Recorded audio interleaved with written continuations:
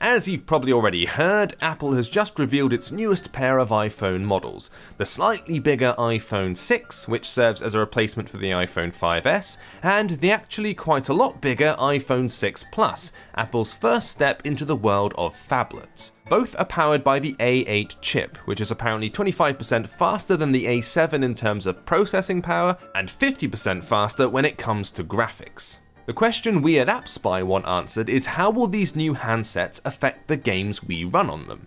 Well, let's look at the positives first. Both the iPhone 6 and 6 Plus have higher resolution displays than previous models. While the iPhone 6 is roughly the equivalent of a 720p screen, the 6 Plus runs at full HD or 1080p.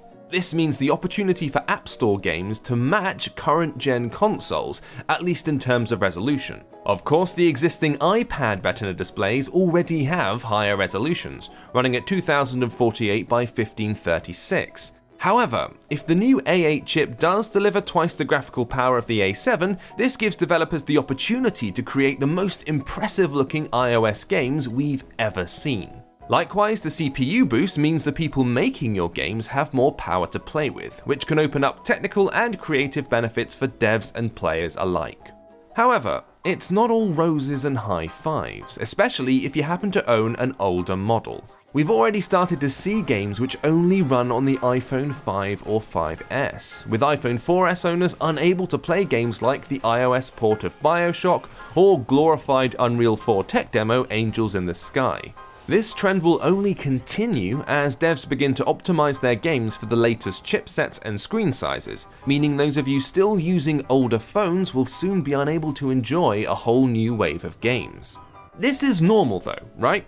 A new generation comes along, an older generation becomes outmoded. Thing is, this latest pair of iOS screens offers up a whole new range of issues for developers, especially indies with smaller teams. You see, one of the reasons devs loved working on Apple devices was parity. Develop a game for Android and you have to try and optimize your game for literally hundreds of screen sizes, resolutions, and processors. This is a time-consuming and often headache-inducing process, requiring insane amounts of testing, tweaking, and resources. Develop for Apple though, and you only had to worry about making your game run and look good on a single device. This massively streamlined the development process and made games smaller, as developers didn't have to load them up with 20 different texture packages. You also didn't have to worry about your game looking like a jaggy, blurry mess due to nasty upscaling. Over the last couple of iPhone and iPad generations, however, Apple has fragmented its device range. Where there was once a single resolution to cater for, now there are many, all with their own specific demands.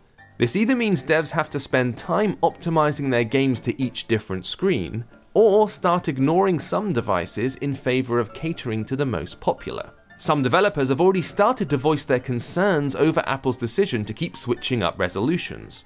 After Apple's conference, Device 6 and Yearwalk creator Simon Flesser of Samogo tweeted that he's incredibly frustrated with the platform right now, and that they might have to delay their upcoming game A Sailor's Story to accommodate these new resolutions. Dexterous creator Frank Condello shared similar concerns, saying that from a game dev perspective, we're now in Android land. The worry is that this constantly shifting landscape becomes unappealing to developers with smaller teams. While EA can easily afford time and resources to cater to numerous chipsets and screens, micro teams will suffer, and we might start losing potentially great games because gifted creators choose not to build them on unsteady ground.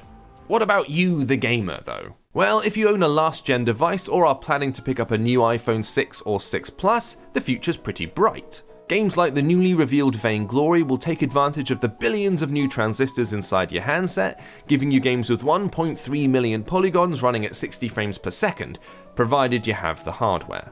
More and more though, those compatibility lists on your preview screen are gonna get longer and more confusing as time passes.